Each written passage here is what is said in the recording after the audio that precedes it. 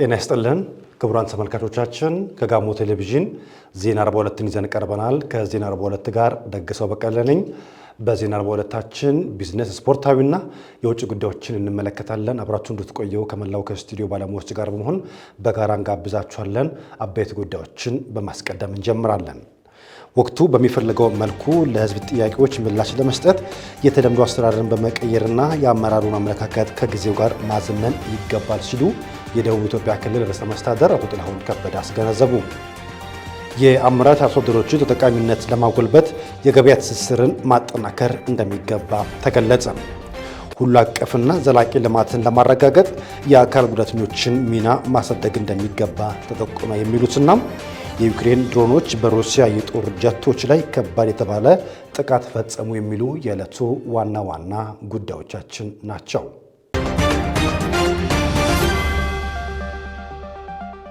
ክቡራን ተመልካቾቻችን አሁን ደግሞ በአጫጭር ወደምንመለከታቸው ጉዳዮች እናልፋለን። በድጋሚም አብራችሁን ቆዩ። ሰባተኛውን ሀገራዊ ምርጫ ለማካሄድ የዝግጅት ስራዎች መጀመሩን የኢትዮጵያ ብሔራዊ ምርጫ ቦርድ አስታወቀ። የኢትዮጵያ ብሔራዊ ምርጫ ቦርድ ሰብሳቢ ሜላተወርቅ ኃይሉ የቀጣዩን ሀገራዊ ምርጫ ዝግጅትና ተያያዥ ጉዳዮች አስመልክቶ መግለጫ ሰጥተዋል። በመግለጫቸውም ዝግጅቱ እየተከናወነ ያለው በ2018 ዓ.ም የሚካሄደውን ሀገራዊ ምርጫ መሰረት አድርጎ ነው ብለዋል። ምርጫ ቦርዱ ለሰባተኛው ሀገራዊ ምርጫ ባካሄደው ጥናት የ5 ዓመት ስትራቴጂያዊ ፕላን ማዘጋጀቱንም አስታውቀዋል። ለቀጣዩ ምርጫ ግብዓት የሚሆኑ ተሞክሮችና ሊሻሻሉ በሚገባቸው ጉዳዮች ላይም ከሚመለከታቸው ባለድርሻ አካላት ጋር ውይይት መደረጉንም ጠቅሰዋል። ለሕዝብ ተወካዮች ምክር ቤት በቀረበው ረቂቅ አዋጅ የምርጫ ሂደቱን ከንክኪ የጸዳ ለማድረግም ውጥን ተይዟል ነው ያሉት። ምርጫ ጣቢያዎችን በአግባቡ መለየትና መቆጣጠር የሚያስችል ስራ የተሰራ መሆኑን ጠቅሰው በተለያዩ ክልሎች ወደ 12000 የሚሆኑ ምርጫ ጣቢያዎችን የማጣራት ስራ መከናወኑንም ተናግረዋል። የምርጫ ጣቢያ አስፈጻሚዎች ፈተና በኦንላይን እንደሚሰጥ የገለጹት ሰብሳቢዋ በምርጫ ወቅት እያንዳንዱን ባለሙያ እንቅስቃሴ የሚመለከት ኦፕሬሽናል ማኑዋል መዘጋጀቱን ገልጸዋል። የሀገር ውስጥ ተፈናቃዮች መራጭ ብቻ ሳይሆን በእጩነት መሳተፍ የሚችሉበት ጥናት መካሄዱንም አረጋግጠዋል። ከዚህ በፊት እጩዎቹ በምርጫ ክልል ብቻ የሚመዘገቡት የነበረውን አሰራር በማዕከል በኦንላይን መመዝገብ የሚያስችል መተግበሪያ ለመጀመሪያ ጊዜ ማበልጸግ መቻሉንም አንስተዋል። ክቡራን ተመልካቾቻችን አሁን ደግሞ በዝርዝር ወደምንመለከታቸው ጉዳዮች እናልፋለን። ወቅቱ በሚፈልገው መልኩ ለህዝብ ጥያቄዎች ምላሽ ለመስጠት የተለምዶ አሰራርን በመቀየርና የአመራሩን አመለካከት ከጊዜው ጋር ማዘመን ይገባል ሲሉ የደቡብ ኢትዮጵያ ክልል ርዕሰ መስተዳድር አቶ ጥላሁን ከበደ አስገነዘቡ። የፌዴሪ ስራና ክህሎት ሚኒስቴር ከኢንተርፕሪነርሺፕ ልማት ኢንስቲትዩት ጋር በመተባበር ለደቡብ ኢትዮጵያ ክልል አመራሮች በአርባ ምንጭ ከተማ ስልጠና መስጠት ጀምሯል። የአምላክነሽ ተረፈ ዝርዝር አላት። የኢፌዴሪ ስራና ክህሎት ሚኒስቴር ከኢንተርፕሪነርሺፕ ልማትና ከደቡብ ኢትዮጵያ ክልል ጋር በመተባበር ለክልሉ የመንግስት የስራ ኃላፊዎች ቀጣዩ ችግር ፈቺና ለውጥ ፈጣሪዎችን መገንባት በሚል መሪ ሀሳብ በአርባ ምንጭ ከተማ ለ3 ተከታታይ ቀናት የሚቆይ ስልጠና መስጠት ጀምሯል። የደቡብ ኢትዮጵያ ክልል ርዕሰ መስተዳድር አቶ ጥላሁን ከበደ በስልጠናው መክፈቻ ባስተላለፉት መልእክት የፖሊሲ ተግዳሮቶችን ለመፍታት ባህላዊና የተለመዱ አሰራሮች ለውስብስብ ፈተናዎች መፍትሄ ባለመስጠታቸው መንግስት ምቹ ስነ ምህዳር ከመፍጠር ባሻገር ችግሮችን ለመቅረፍ የአመራር ልማት ፕሮጀክት ቀይሶ እየሰራ መሆኑን ተናግረዋል። የገጠሙንን የፖሊሲ ተግዳሮቶችን ለመፍታት ባህላዊና የተላመዱ አቀራረቦች ዛሬ መንግስታትና ህዝቦች ለሚያጋጥሟቸው ውስብስብ ፈተናዎች መፍትሄ ላይሰጡ ይችላሉ። ይህ እያደገ የመጣውን ውስብስብነት፣ ተለዋዋጭነት፣ እርግጠኛ አለመሆንና አለመቻልን በትክክል ተረድቶ አዳዲስ መፍትሄዎችን ለመስጠት የሚችል አቅም ይጠይቃል። መንግስት ፈጣን መፍትሄዎች ወደሚያመጣበትና የገበያ ውድቀቶች ወይም ደግሞ ክፍተቶችን ከመጠገን ያለፈ ሚና መጫወትም ይጠበቅበታል።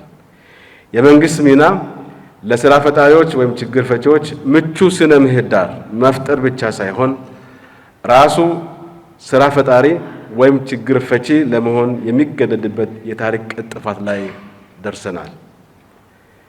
ከነዚህ የእይታ ቀያሪ ፕሮግራሞች የመጀመሪያው ምሰሶው የአመራር ልማት ፕሮግራም አንዱ ነው።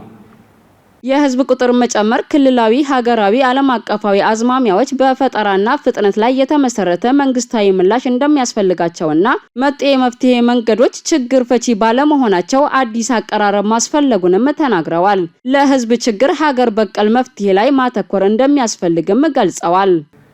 በኢኮኖሚ ውስጥ የመንግስትን ሚና ትልቅ ዓለም አቀፋዊ አስተሳሰብ ለውጥ እየታየ በመምጣቱ ከጊዜ ወደ ጊዜ እየጨመረ የሚሄደው የህዝብ ብዛት በፍጥነት እየገሰገሰ ያለው ዓለም አቀፋዊ ክልላዊና አካባቢያዊ መጠነ ሰፊ አዝማሚያዎች በፈጠራና በፍጥነት ላይ የተመሰረተ የመንግስት ምላሽ ያስፈልጋቸዋል።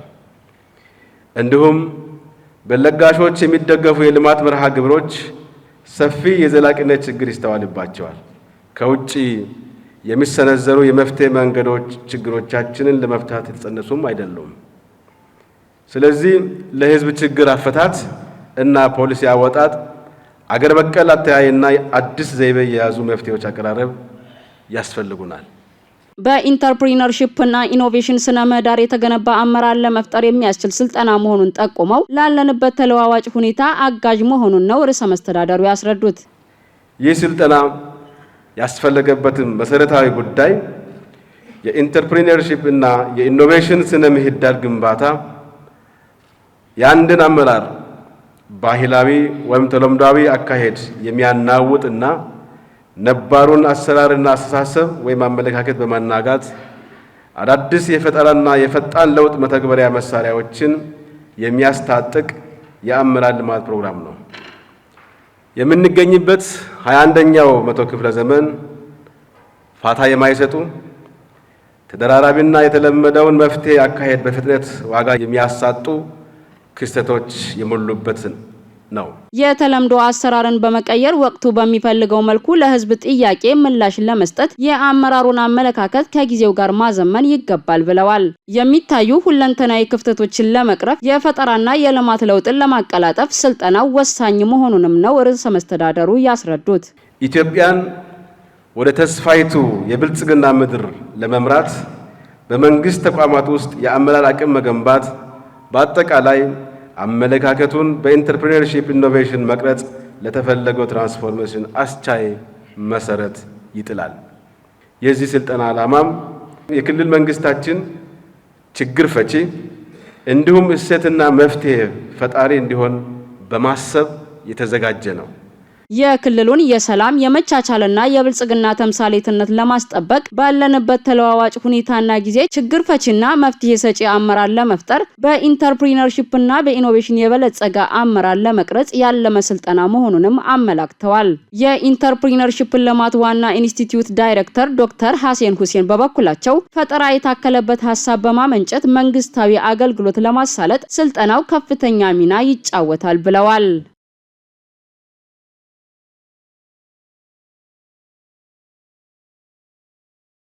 የአምራች አርሶ አደሮችን ተጠቃሚነት ለማጎልበት የገበያ ትስስርን ማጠናከር እንደሚገባ ተገለጸ። በአዲስ አበባ አስተዳደር ንግድና ገበያ ልማት ቢሮ ምክትል ኃላፊ አቶ ፍስሐ ጥበቡ የተመራ ልዑክ ቡድን በጋሞ ዞን በሞዴል አርሶ አደሮች የለማ የጓሮ አትክልት ጎብኝተዋል። ተጨማሪ አለን።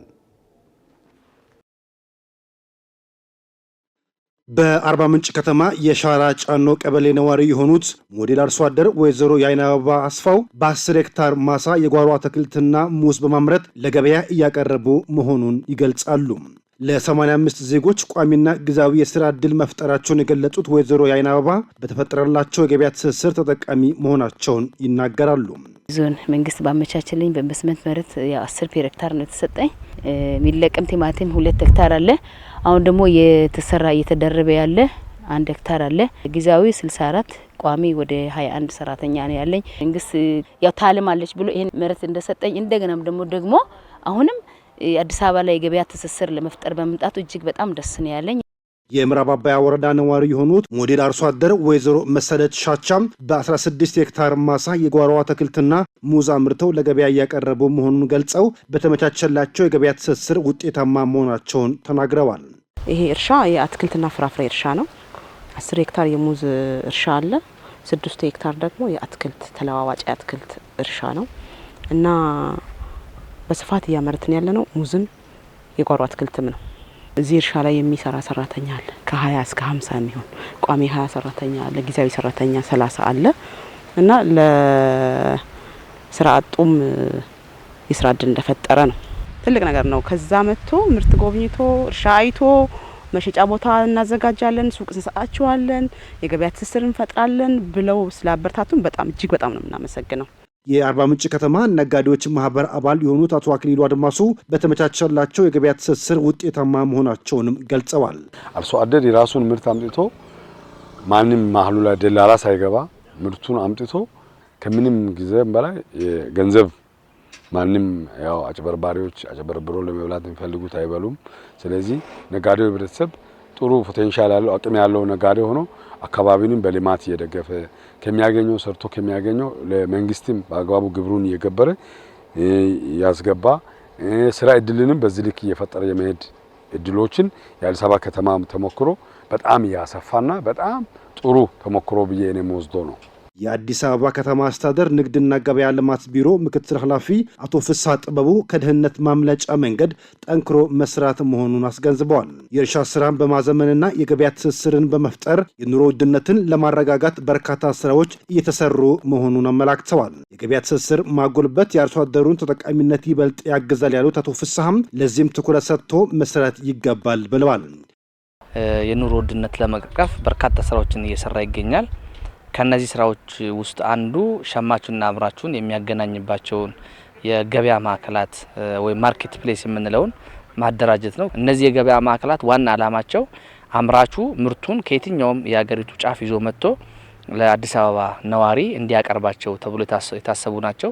በዚህ መሰረት የዛሬ ዓመት አካባቢ እንዲሁ መተን የሙዝ እጥረት ነበር። የሙዝ፣ የቲማቲም፣ የድንች እና የመሳሰሉት የአትክልትና ፍራፍሬ እጥረቶች ነበሩ። እዚህ መተን ጎብኝተን አይተን ሙዝ፣ ቲማቲም፣ ማንጎ እና የመሳሰሉት ነገር እየቀረበ ዋጋን እያረጋጉ ጥራት ያለው ምርት ለአዲስ አበባ ነዋሪ እያቀረቡ ነው የሚገኙት። ይሄ እንግዲህ ግብይቱን ቀልጣፋ ማድረግ፣ መሀል ላይ ያለውን ደላላ ማስወጣት፣ አርሶ አደሩም የላቡን የልፋቱን ዋጋ እንዲያገኝ፣ ማህበረሰቡም ደግሞ በተመጣጣኝ ዋጋ ጥራቱን የጠበቀ ትኩስ ምርት እንዲያገኝ አግዟል። ስለዚህ እነዚህ ነገሮች እንግዲህ አጠናክረን መቀጠል አለብን ብለን ለሁለተኛ ዙር ደግሞ አሁን ተጨማሪ ወደ ገበያ ማዕከላት ውስጥ እንዲገቡ ለማድረግ ነው የመጣ ነው። የጋሞ ዞን ንግድና ገበያ ልማት መምሪያ ኃላፊ ወይዘሮ ሰላማዊት ቦዳም ገበያን ለማረጋጋት መንግስት ትኩረት ሰጥቶት እየሰራ መሆኑን ገልጸው አርሶ አደሮች ምርቶቻቸውን ያለ እንግልት ገበያ የሚያቀርቡበት ምቹ ሁኔታን ለመፍጠር እየተሰራ መሆኑን አስረድተዋል። አምራቹንና ሸማቹን በቀጥታ ለማገናኘትና ምርቱም ደግሞ ሳይባክንና ሳይበላሽ አምራቹም ሳይቸገር የሚሄድበትን አዲስ አበባ ከተማ መጋዘንም መሸጫም ቦታ አዘጋጅቶ ለዞኑ በሰጠው እድል መሰረት በተለይ እንደ ጋሞ ዞን ብቁና ጠንካራ አርሶ አደር ሴቶች አሉና ቅድሚያ ለአርሶ አደር ሴቶች ሰጥተናቸዋል።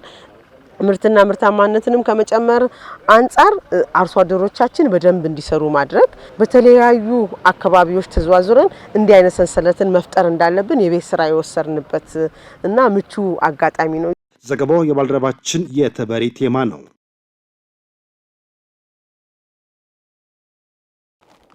የሕክምና አገልግሎትን ለማጠናከር የተቋማት ድጋፍ ተጠናክሮ ሊቀጥል እንደሚገባ የአርባ ምንጭ አጠቃላይ ሆስፒታል ገለጸ።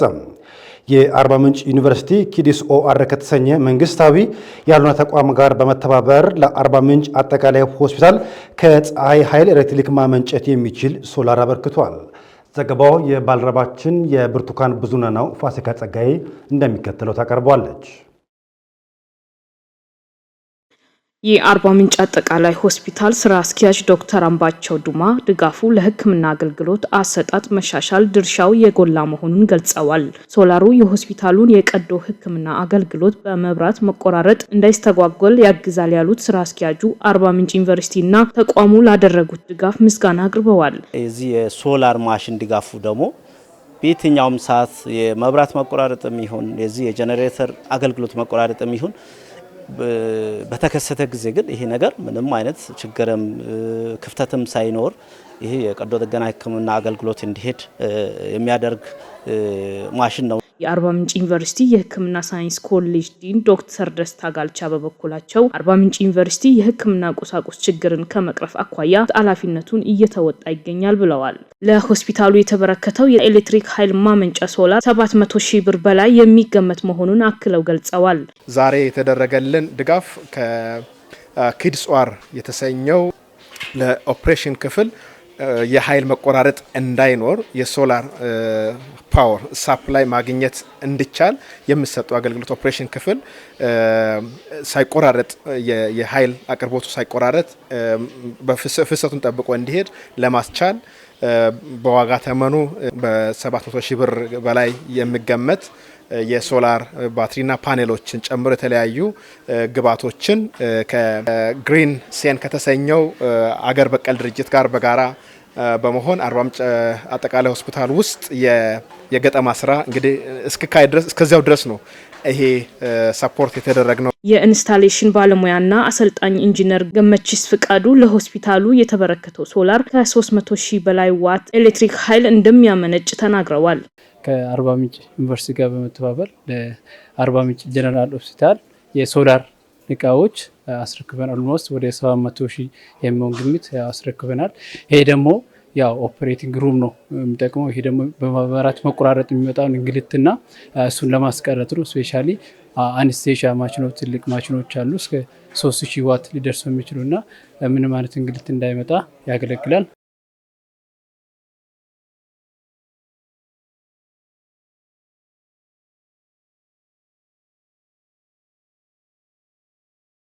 ሁሉ አቀፍና ዘላቂ ልማትን ለማረጋገጥ የአካል ጉዳተኞችን ሚና ማሳደግ እንደሚገባ ተገለጸ። ዓለም አቀፍ የአካል ጉዳተኞች ቀን በገረሴ ከተማ ተከብሯል።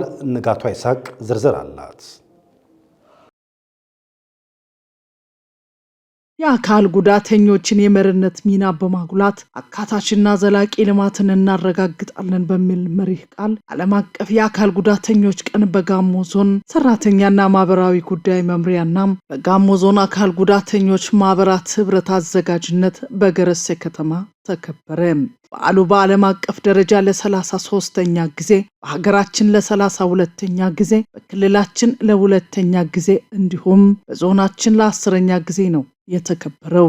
በመድረኩ መልእክት ያስተላለፉት የጋሞ ዞን የመንግስት ዋና ተጠሪም ተዋኪሜ አየለ በልማታዊ ስራዎች አካል ጉዳተኞችን ተሳታፊና ተጠቃሚ ማድረግ ዘርፈ ብዙ ጠቀሜታ እንዳለው አሳስበው አካል ጉዳተኞች በሁሉም ዘርፍ ተሳታፊ በመሆን የራሳቸውን አሻራ እንዲያስቀምጡ ምቹ ሁኔታዎችን መፍጠርና ድጋፍ ማድረግ እንደሚገባ ገልጸዋል።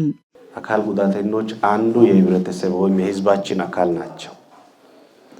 ስለዚህ ቅድም የዓለም ሆነ የሀገራችን ጥናት ውጤቶች እንደሚያሳየው እንደ ኢትዮጵያ ወደ 18% ሊሆን አካባቢ የሚሆነው የህዝባችን ክፍል በዚህ ማህበረሰብ ውስጥ ይገኛል ማለት ነው። ስለዚህ ማለት ይሄን ከአጠቃላዩ ህዝባችን 18% የሚሆነው ሳንይዝ ልናረጋግጥ የምንችለው ልማት አይኖርም ማለት ነው።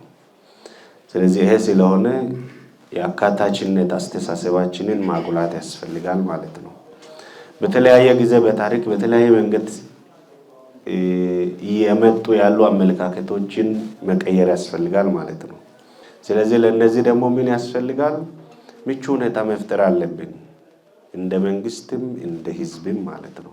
የጋሞ ዞን ሰራተኛና ማህበራዊ ጉዳይ መምሪያም ቶዳባሮ ዳልጮም የአካል ጉዳት በተለያዩ ምክንያቶች የሚከሰት በመሆኑም በማህበረሰቡ ውስጥ የሚታዩ የአመለካከት ውስንነቶችን ለማስቀረት ትኩረት ሰጥቶ መስራት ይገባል ብለዋል። የአካል ጉዳት በማንኛውም ሰው ላይ በተፈጥሯዊም ሆነ ሰው ሰራሽ ምክንያቶች ሊከሰት የሚችል ነው ያሉት ኃላፊው አካል ጉዳተኝነት አለመቻል እንዳይደለ ህብረተሰቡ በመረዳት አካል ጉዳተኞችን ሊረዳ በተለያዩ ተግባራት ተሳታፊም ተጠቃሚ እንዲሆኑ ሊያግዝ ይገባል ብለዋል። በመንግስት የተለያዩ አዋጆች፣ ደንቦች፣ መመሪያዎችን በማውጣት አካል ጉዳተኞች አካቶ ለመስራት የመሪነት ሚና እንዲኖራቸው ሰፊ ስራዎች እየሰራ እንዳለ ይታወቃል። ይሁን እንጂ በየደረጃ የሚስተዋሉ የአመለካከትና የግንዛቤ ችግሮች እጅግ በጣም ሰፊ ከመሆኑም በላይ አንዳንድ የቆዩ አባባሎች፣ ቃላቶችና ምሳሌያዊ ንግግሮች በማህበረሰቡ ውስጥ የሚነገር ስለሆነ ስነልቦናን የሚጎዳና ልብን የሚሰብር በመሆኑ ሊታረምና ሊስተካከል ይገባል። ሁላችንም ለአካል ጉዳተኞች ትኩረትን ጥንቃቄም ማድረግ አለብን። በመጨረሻም ለአርባ ምንጭ ዓለም አቀፍ ስቴዲየም ግንባታ ተሳታፊዎች የበኩላቸውን ድጋፍ በማድረግ የዕለቱ ፕሮግራም ተጠናቋል።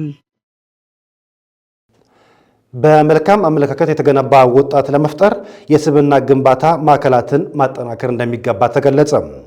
የጋሞ ዞን ወጣቶችና ስፖርት መምሪያ የስብዕና ግንባታ ስልጠናና የወጣት ስብዕና መገንቢያ ማዕከላትን አፈጻጸምና በቀጣይ የትኩረት አቅጣጫዎች ዙሪያ ከባለድርሻ አካላት ጋር ተወያይቷል። የአምላክነሽ ሰረፈ ተጨማሪ አላት።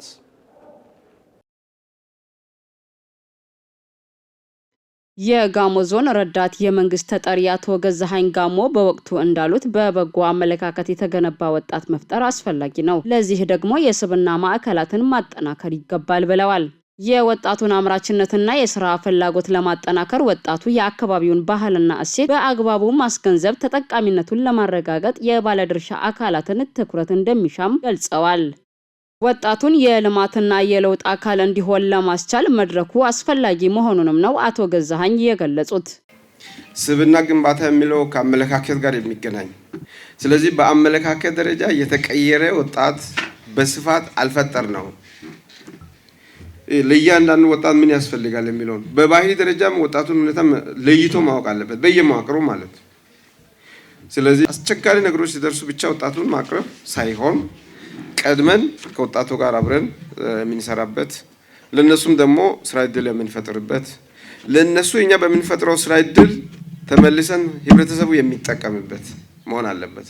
የጋሞ ዞን ወጣቶችና ስፖርት መምሪያ ኃላፊ አቶ ማዚ ሸቀኔ በበኩላቸው ለሀገር ሁለንተናዊ ብልጽግና የወጣቶችን ስብዕና መገንባት የሁሉም ኃላፊነት ነው ብለዋል።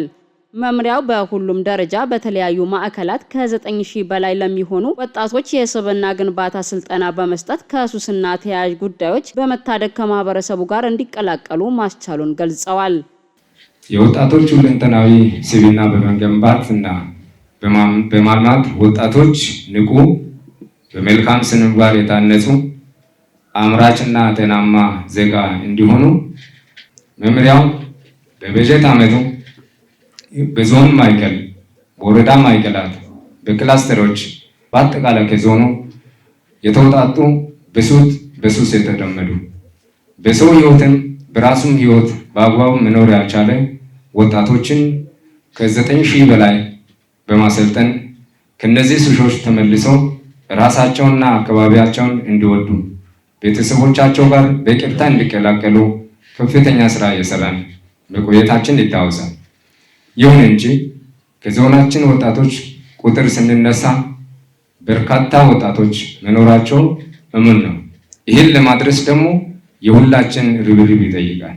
የስብዕና ልህቀትና አስተሳሰብ ግንባታ እንዲሁም በስብዕና ግንባታ ማዕከላት ዙሪያ በአርባ ምንጭ ዩኒቨርሲቲ ከፍተኛ ባለሙያ ግንዛቤ ማስጨበጫ ስልጠና ተሰጥቷል። አቶ ሸዋን ግዛው ኡርጌና አቶ አድማሱ ካንኮ በስልጠናው የተሳተፉ ሲሆን ከዚህ ቀደም የወጣቶች ስብዕና ግንባታ ማዕከላት ቢኖሩም የተሟላ እንዳልነበሩ ጠቁመዋል። የወጣቱን ተጠቃሚነት ለማረጋገጥ ከባለድርሻ አካላት ጋር በመቀናጀት የወጣቶችን ስብዕናና ማዕከላትን ለማጠናከር የሚረዳ ግንዛቤ ከስልጠናው ማግኘታቸውን ገልጸዋል። በስልጠና ወቅት አስተያየቱን የሰጠው ወጣት ለተለያዩ ሱሶች ተጋላጭ እንደነበርና በጥሩ ሁኔታ ላይ እንዳልነበር አስታውሶ ከዚህ ቀደም ባገኘው የስብዕና ግንባታ ስልጠና ከነበረበት ሱስ ነፃ መሆን እንደቻለ ያስረዳል። እንደ ቀልድ በተለያዩ ሱሶች ውስጥ ከጓደኞቼ ጋር አብሬ በመግባት ያላነሰ 4-5 ዓመት ቆይቼ ነበር። በማህበረሰብ በቤተሰብም በጓደኛም በጤናዬም በጣም ተጎድቼ ነበር እና ይሄ የስብዕና ግንባታ ስልጠናው በጣም ተመችቶኛልና በጣም አሪፍ ነው። ጥሩ ህይወት ላይ አድርሶኛል። ለዚህ ደረጃ ደርሻለሁና አመሰግናለሁ።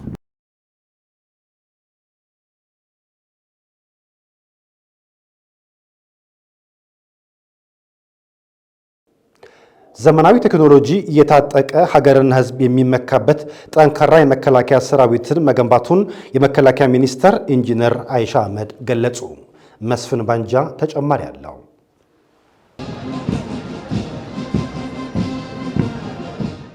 ሚኒስትሯ በመከላከያ ሰራዊት የተከናወኑ ተግባራትን፣ የተገኙ ስኬቶችንና ቀጣይ ተልዕኮችን በተመለከተ ለመገናኛ ብዙሃን ማብራሪያ ሰጥተዋል። ከሀገራዊ ለውጡ ማግስት መከላከያ ሰራዊትን ጨምሮ በጸጥታና ደህንነት ተቋማት ስኬታማ ሪፎርም መደረጉን አንስተው ውትድርና ጀግኖች የሚመርጡት ለሀገር ሉዓላዊ አንድነት ዋጋ የሚከፈልበት የተከበረ ሙያ መሆኑን ተናግረዋል። በዘመናዊ ቴክኖሎጂና በስነ ምግባር የታነጸ ሀገርና ሕዝብ የሚመካበት ፕሮፌሽናል የሀገር መከላከያ ሰራዊት መገንባቱንም አንስተዋል። የዓለም አቀፍ የጦርነት ስልቶች መለወጣቸውን የጠቀሱት ሚኒስትሯ የኢትዮጵያ መከላከያ ሰራዊትንም ዘመናዊ ትጥቅን በማሟላት የሀገርን ተጋላጭነት ማስቀረት የሚችል አስተማማኝ ኃይል ማድረግ ተችሏል ብለዋል።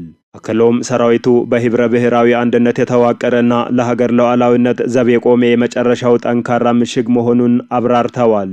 የኢትዮጵያ መከላከያ ሰራዊት ከኢትዮጵያ በታች የሚመጥነው ሰፈር እንደሌለ የሚያውቅ ብሔር የሌለው ልኬ ኢትዮጵያ ነች ብሎ የሚያምን ለኢትዮጵያም 24/7 ዘብ የቆመ በጣም ጠንካራ ሰራዊት በዚህ ሰዓት ኢትዮጵያ አላት ቢባል ማጋነን አይሆንም ብዬ አስባለሁ። ውትድርናን በስልጣናና በቲዮሪ ብቻ የሚያውቅ ሳይሆን በተግባር እየተፈተነ ያለ ወደ ኢትዮጵያ የሚቃጣ ማንኛውንም ኃይል መመከት የሚችል ቁመና ያለው ያልነበሩ አዳዲስ አደረጃጀቶች ተፈጠሩበት። ምክንያቱም ያለው ነባራዊ ሁኔታ ኢንተርናሽናል ሁኔታው ሴናሪዮ ራሱ የሚፈልጋቸው ዝግጁነቶች ስላሉ ከዚህ ቀደም ያልነበሩ አደረጃጀቶች ተፈጠሩበት። ባህር ኃይልን ጨምሮ ልዩ ዘመቻዎች የሚባሉ የሳይበር ሴኩሪቲን ጨምሮ በርካታ ስራዎችን መስራት የሚችል ኃይል ተፈጥሯል። ባለፉት ዓመታት በነበሩ አስቸጋሪ ሁኔታዎች ውስጥ መልከ ብዙ ግዳጆችን በብቃት በመወጣት በአደረጃጀት፣ በትጥቅ፣ በአስተሳሰብና ስልጠና ነጥሮ የወጣ ዘመናዊ ሰራዊት ሆኗል ነው ያሉት። በኢትዮጵያ ላይ ከየትኛውም አቅጣጫ የሚቃጣ ጥቃትን ከሩቁ የሚያስቀርና የሚመክት የምድር ኃይል፣ የአየር ኃይል፣ የሜካናይዝድ የባህር ኃይል፣ የልዩ ዘመቻና የሳይበር ኃይል መገንባቱንም አንስተዋል። ሰራዊቱ ህገ መንግስታዊ ስርዓቱን በኃይል ለማፍረስ የሚሞክሩ አካላት ላይ የማያዳግም እርምጃ በመውሰድ የሀገርን ሰላምና ደህንነት ማጽናቱንም ገልጸዋል። በአንዳንድ የሀገሪቱ አካባቢዎች የሰላም ችግር የሚፈጥሩ የታጠቁ አካላት ላይ እርምጃ በመውሰድና በሰላማዊ መንገድ እጃቸውን እንዲሰጡ በማድረግ የዜጎችን ሰላም እያስጠበቀ እንደሚገኝም ተናግረዋል።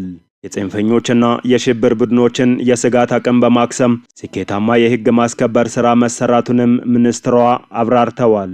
ሰራዊቱ ከሌሎች የጸጥታ ተቋማት ጋር በመተባበር በሰዎችና በሸቀጦች እንቅስቃሴ ላይ መስተጓጎል በሚፈጥሩ ጥቂት የጥፋት ኃይሎች ላይ ቀጣይነት ያለው እርምጃ በመውሰድ ሰላማዊ የትራንስፖርት ፍሰት እንዲኖር በማድረግ ላይ መሆኑንም ገልጸዋል።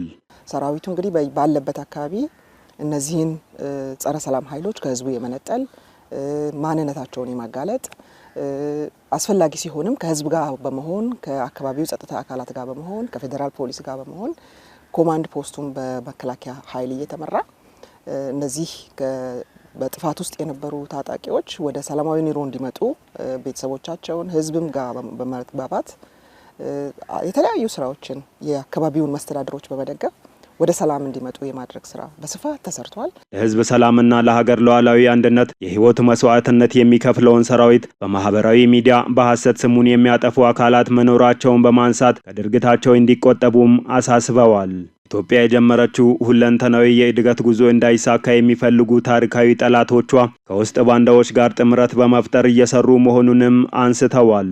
የራሱን ህዝብ በፍርሃት ተሸብቦ እንዲኖር በማድረግ በተቻለ አጋጣሚ ለስደት የሚዳርግ አካል ስለ ኢትዮጵያ የመናገር ሞራልም ሆነ ድፍረቱ እንደሌለው አብራርተዋል። ኢትዮጵያ አስተማማኝ ሰላምና ደህንነት ያላት ሀገር ናት ያሉት ሚኒስትሯ የመከላከያ ሰራዊቱን ሁሉን አቀፍ የማድረግ አቅም ቀጣይነት ባለው መልኩ የመገንባቱ ስራም ተጠናክሮ እንደሚቀጥል ገልጸዋል።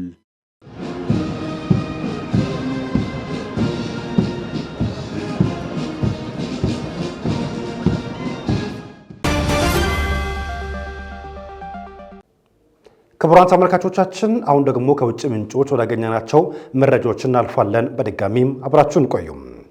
ዩክሬን በ4 የሩሲያ ወታደራዊ ካምፖች በሚገኙ 40 የጦር አውሮፕላኖች ላይ ተከታታይ ከባድ ጥቃቶችን መፈጸሟን አስታወቀች። ስራክሳሌ ተጨማሪ አለው። የዩክሬኑ ፕሬዝዳንት ቮሎዲሚር ዜሌንስኪ በጥቃቱ 117 ሰው አልባ አውሮፕላኖች ጥቅም ላይ መዋላቸውን ገልጸው 34 በመቶ የሩሲያ ስትራቴጂክ ክሩዝ ሚሳኤል ተሸካሚዎችን መምታታቸውን ተናግረዋል። የዩክሬን የደህንነት ተቋም ጥቃቱን ለመፈጸም ለአንድ ዓመት ከግማሽ ያህል ሲያቅድ መቆየቱንም ገልጸዋል። ሩሲያ በ5 ግዛቶቿ ላይ የሽብር ተግባር መፈጸሟን አስታውቃለች። ጥቃቱ የተፈጸመው የሩሲያና የዩክሬን ተደራዳሪዎች ለሁለተኛ ዙር ድርድር ቱርክ ኢስታንቡል ከመገናኘታቸው በፊት ነው። ሁለቱ ሀገራት ጦርነቱን ለማጠናቀቅ ያስቀመጧቸውን ቅድመ ሁኔታዎች ተከትሎ በሁለተኛው ዙር ድርድር ውጤት ይመጣል ተብሎ እንደማይገመት ታዛቢዎች ተናግረዋል። የዩክሬን ባለስልጣናት በሳምንቱ መጨረሻ ቀናት ከባድ የሆነ የሚሳኤልና የድሮን ጥቃት መፈጸሙን ተናግረዋል። የሩሲያ ብሔራዊ መገናኛ ብዙሃን ኤጀንሲ ሪያ በበኩሉ የአገሪቱ የደህንነት መስሪያ ቤት በአገሪቱ ምስራቃዊ ክፍል ታቅዶ የነበረን ጥቃት ማክሸፉን ዘግቧል። ሁለት ግለሰቦች በፕሪሞሪ ግዛት በባቡር ሀዲድ ላይ አሻጥር ለመፈጸም ሲንቀሳቀሱ በቁጥጥር ስር መዋላቸውን ዘግቧል። የሩሲያው ፕሬዝዳንት ቪላዲሚር ፑቲን እንደ አውሮፓውያኑ አቆጣጠር የካቲት 2022 ዩክሬን ላይ ወረራ ከፍተው እስካሁን ጦርነት እየተካሄደ ነው።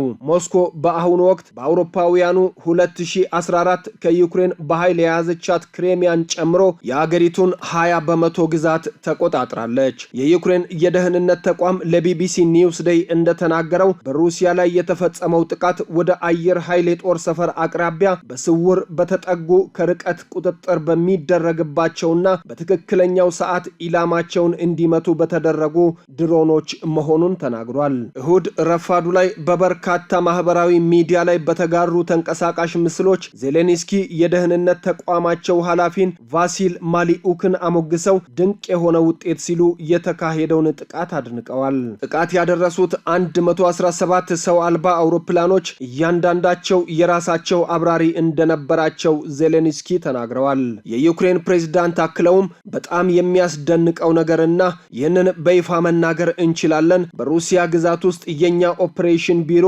ከክልሎቻቸው በአንዱ ከሩሲያ የደህንነት ቢሮ አጠገብ ይገኛል። ዜሌንስኪ በጥቃቱ ላይ የተሳተፉ በሙሉ ሩሲያ ምላሽ ከመስጠቷ በፊት በሰላም ወደ ዩክሬን መመለሳቸውን ተናግረዋል። የዩክሬን የደህንነት ተቋም በሩሲያ ወሳኝ የአየር ኃይል ምድብ ላይ የደረሰውን ውድመት $7 ቢሊዮን የገመተ ሲሆን ተጨማሪ መረጃ በቅርቡ ይፋ እንደሚያደርግ ቃል ገብቷል። ዩክሬን አደረስኩ ያለችው የጉዳት መጠን በገለልተኛ ወገን አልተረጋገጠም። በደህንነት መስሪያ ቤቱ የሚገኙ ምንጮች ለቢቢሲ እንደተናገሩት 4 የሩሲያ የአየር ኃይል ጦር ሰፈሮች ሁለቱ በሺዎች ኪሎ ሜትሮች ከዩክሬን የራቁ ናቸው ጥቃት እንደደረሰባቸውም ተናግረው ነበር። ምንጮቹ አክለውም ጥቃት ከደረሰባቸው የሩሲያ ጦር ጄቶች መካከል ስትራቴጂክ ኒውክለር ቦምብ መሸከም የሚችሉት TU-95 እና TU-22 M3 እንዲሁም ለቅድመ ማስጠንቀቂያ የሚያገለግለው A-50 የተሰኘው አውሮፕላን ይገኝበታል። እንደ ዩክሬን የደህንነት መስሪያ ቤት መረጃ ምንጮች ከሆነ መጀመሪያ ሰው አልባ አውሮፕላኖቹ በድብቅ ወደ ሩሲያ ገብተዋል። ከዚያም በእንጨት ሳጥን ውስጥ ተደርገው በጭነት መኪኖች ወደ አየር ኃይል ሰፈሮቹ እንዲጠጉ መደረጋቸውን ተናግረዋል። በትክክለኛ ጊዜ ጣሪያዎቹ በርቀት ተከፍተው ድሮኖቹ የሩሲያ ጄቶችን መደብደብ ጀመሩ። የኢርኩትስክ ግዛት አስተዳዳሪ ኢጎር ኮብዜቭ በሰሬድኒ ሳይቤሪያ የሚገኘውን የቤላያ ጦር ሰፈርን ያጠቁ ድሮኖች ከጭነት መኪና መነሳታቸውን አረጋግጠዋል። ሌሎች ጥቃቶችን በተመሳሳይ ከጭነት መኪኖች በተነሱ ሰው አልባ አውሮፕላኖች መፈጸማቸውን የሩሲያ ሚዲያዎች ዘግበዋል። የሩሲያ መከላከያ ሚኒስቴር እሁድ ዕለት በማህበራዊ ሚዲያ ላይ ባሰራጨው ጽሑፍ በአገሪቱ 5 ክልሎች በሚገኙ የአየር ማረፊያዎች ጥቃት መፈጸሙን አረጋግጧል። በኢቫኖቮ ራያዛንና አሙር ክልሎች በሚገኙ ወታደራዊ አየር ማረፊያዎች ላይ ጥቃት የደረሰ ቢሆንም ሁሉም ጥቃቶች ተቀልብሰዋል ሲል ተናግሯል። የሩሲያ መከላከያ በሞርማንስክና ኢርኩትስክ ክልሎች ሰው አልባ አውሮፕላኖች በአቅራቢያው ያሉ የአየር ጦር ሰፈሮችን ካጠቁ በኋላ በርካታ አውሮፕላኖች ተቃጥለዋል ብሏል። በሰው ሕይወት ላይ የደረሰ ጉዳት እንደሌለም ገልጿል። በሽብር ጥቃቱ ከተሳተፉት መካከል የተወሰኑት በቁጥጥር ስር ውለዋል ሲልም አክሏል። ይህ በእንዲህ እንዳለ የዩክሬን ባለስልጣናት ትናንት ምሽት በዩክሬን ላይ በተሰነዘረ ጥቃት 472 ሰው አልባ አውሮፕላኖችና 7 ባላስቲክና ክሩዝ ሚሳኤሎች ጥቅም ላይ ውለዋል ብለዋል። ዩክሬን 385 የአየር ላይ ኢላማዎችን አምክኛለሁ ብላለች። ዘገባው የቢቢሲ ነው።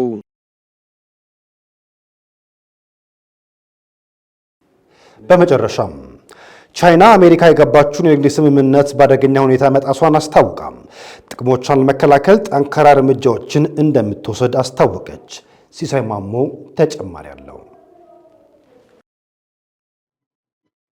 ቻይናና አሜሪካም ባለፈው ወር ወደ ሀገራቸው በሚያስገቧቸው ምርቶች ላይ የጣሉትን ታሪፍ ዝቅ ለማድረግ ከስምምነት ደርሰው ነበር። ባለፈው የፈረንጆች ግንቦት ወር በጄኔቫ በተካሄደው የንግድ ስምምነት አሜሪካ ከቻይና የሚመጡ ሸቀጦች ላይ የጣለችውን ቀረጥ ከ145 ወደ 30 በመቶ ዝቅ አድርጋለች።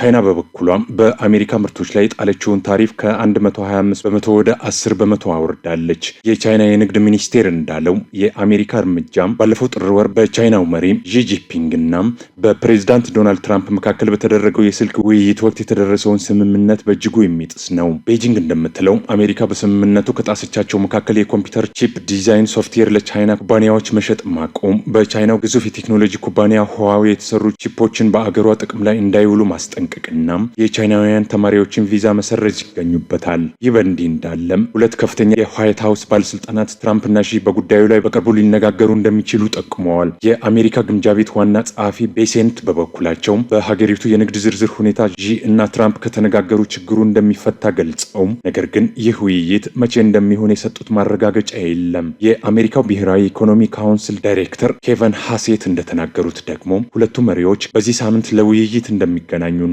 ለመነጋገር ፈቃደኛ ናቸው ብለዋል። ዋናው ነገር ሁኔታዎች እኛ በምንፈልገው መንገድ ካልሄዱ ዝግጁ መሆን አለብን ሲሉ ነው ሃሴት የገለጹት። ባለፈው ሳምንት ትራምፕ አሜሪካ በብረትና በአሉሚኒየም ምርቶች ላይ የምትጥለውን ታሪፍ ከ25 በመቶ ወደ 50 በመቶ እንደምታሳድግ አስታውቀዋል። እንዲሁም ባለፈው አርብ አሜሪካ በፒትስበርግ ፔንሲልቬኒያ በተካሄደው የድጋፍ ሰልፍ ላይ ትራምፕ እንደተናገሩት እርምጃው በቻይና ላይ ያለውን ጥገኝነት በመቀነስ የአካባቢውን የብረታ ብረት ኢንዱስትሪና ብሔራዊ አቅርቦትን ለማሳደግ ይረዳል ብለዋል። ሲቢኤስ ኒውስ እንደዘገበው።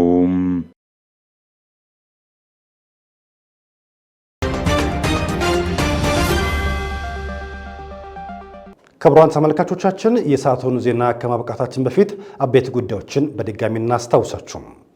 ወቅቱ በሚፈልገው መልኩ ለሕዝብ ጥያቄዎች ምላሽ ለመስጠት የተለምዶ አሰራርን በመቀየርና የአመራሩን አመለካከት ከጊዜው ጋር ማዘመን ይገባል ሲሉ የደቡብ ኢትዮጵያ ክልል ርዕሰ መስተዳድር አቶ ጥላሁን ከበደ ገለጹ። የአምራች አርሶ አደሮችን ተጠቃሚነት ለማጎልበት የገበያ ትስስርን ማጠናከር እንደሚገባ ተገለጸ። ሁሉ አቀፍና ዘላቂ ልማትን ለማረጋገጥ የአካል ጉዳተኞችን ሚና ማሳደግ እንደሚገባ ተጠቆመ። የሚሉትና የዩክሬን ድሮኖች በሩሲያ የጦር ጀቶች ላይ ከባድ የተባለ ጥቃት ፈጸሙ የሚሉ የዕለቱ ዋና ዋና ጉዳዮቻችን ነበሩ። ክቡራን ተመልካቾቻችን የሰዓቱን ዜና በዚህ ቋጨን። ቀሪ ቢዝነስና ስፖርታዊ ጉዳዮች ይቀጥላሉ። በእኔ በኩል ጤና ይስጥልን።